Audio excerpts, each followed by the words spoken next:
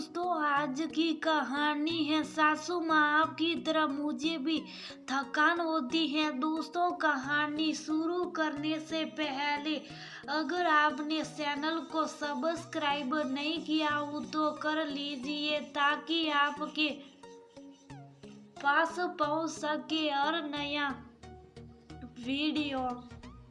सोनिया जी रास्ते में कचौड़ी और समोसे पैक करवा लेते, घर जाकर चाय के साथ खा लेंगे। वैसे भी इतना लंबा सफर करके मैं थक गई हूँ, मुझसे घर जाकर कोई काम नहीं होगा। आरती अपने पति रवि से बोली। ये बात कमला जी ने सुनी तो बोली, ये क्या कर रही हो बहू, कम से कम ये तो देख लो कि मेरी बहन और उनका परिवार तुम्हारे साथ है, और ये लोग क्या तुम्हारे घर रोज आते हैं जो तुम इन्हें बाहर का खाना खिलाना चाहती हो। एक दिन की बात है और तुम्हें इन्हें एक दिन के लिए भी अपने हाथों का खाना नहीं खिला सकती।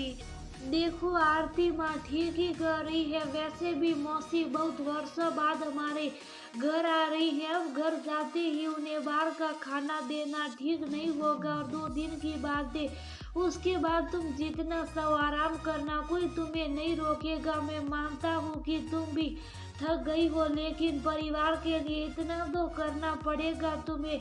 रवि ने अपनी माँ का पक्ष लेते हुए कहा। पति की बात सुन आरती चुप हो गई। वह जानती थी उसकी कोई सुनने वाला नहीं, और वो खुद का वो अपने परिवार का अपमान भी नहीं करवाना चाहती थी।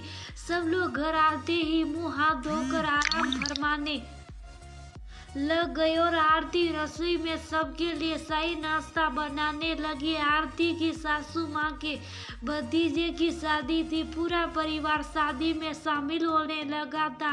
वापस आते समय सासू माँ की बहन और बच्चे भी उनके साथ आ गए। आरती थक कर सूर हो चुकी थी, लेकिन घर की बहू जो ठहरी और बहू की थकान किसी को दिखाई नहीं देती, इसलिए लग गई सबके लिए हल्का फुल्का नाश्ता बनाने में, क्योंकि खाना बनने में देर लगती। फटाफट से नाश्ता बनाकर सभी को सही नाश्ता देकर आई और वापिस आकर खाने की तैयारी में जुट गई। तभी सासू माँ आई और बोली, देखो बहू नाश्ता तो हल्का बना दिया, अब खाना जरा अच्छा बना देना। 2 तरह की सब्जी, दाल चावल, रायता, और मेरी बहन को लाल मिर्च की चटनी बहुत पसंद है, वह जरूर बनाना।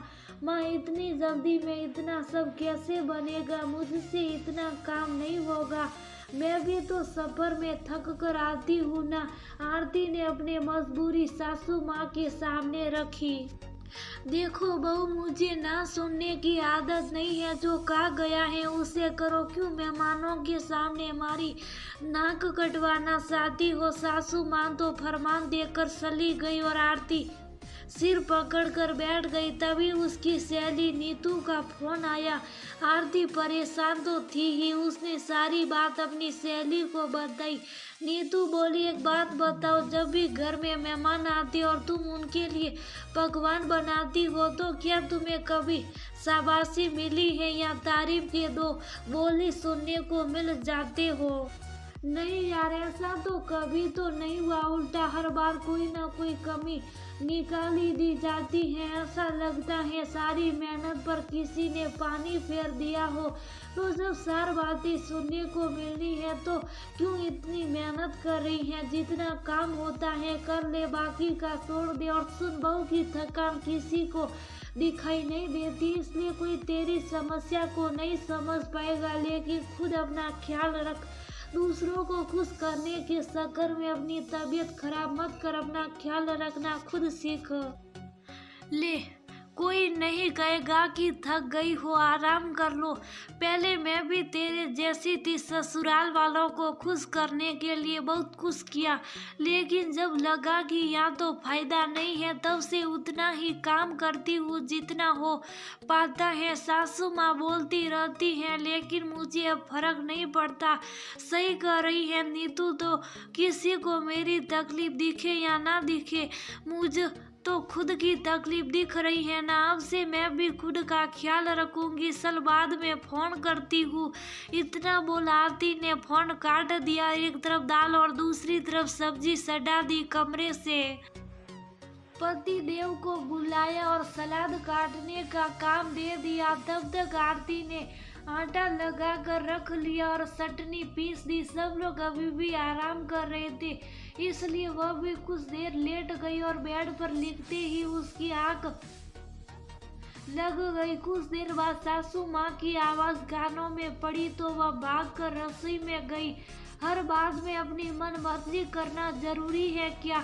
जब बोला था 2 सब्जी बनेगी तो एक क्यों बनाई है? और चावल का माँ जितना मुझसे बना सो मैंने बना दी। और जैसे आप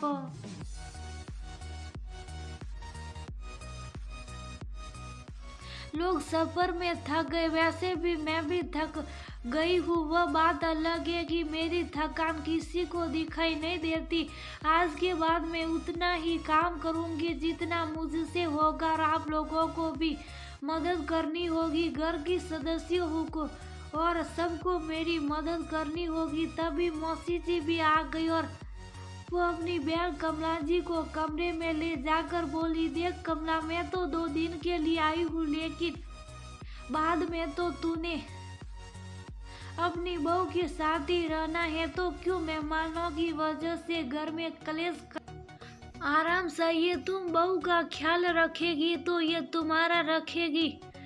हम सब यही भूल करते हैं कि किसी दूसरे को खुश करने के चक्कर में घर की बहू का सारा मूड खराब कर देते। अब गीला शिकवा छोड़ो, जो बन गया है खा लेते और शुक्र मना तुझे अच्छी बहू मिली है। इतना थका हारा होने के बाद भी उसने अपनी थकान को एक तरफ रख परिवार के लिए खाना बनाया।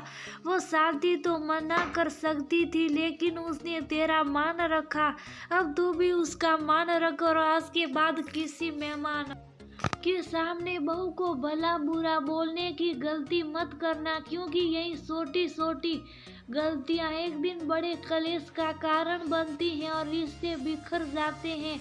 बहन बातें सुनने के बाद कमला जी को भी लगा कि वो बिना वजह बहू को परेशान कर रही थी। उन्हें अपनी गलती का एहसास हुआ और बहू के पास जाकर बोली, बहू तूने मेरा मान रख लिया, तू हमेशा मेरे लिए और परिवार के लिए इतना सब करती है, लेकिन मैंने कभी तुझे शुक्रिया नहीं कहा। आज कहती हूँ शुक्रिया, ऐसी बहू पाकर मैं तो धन्य हो गई।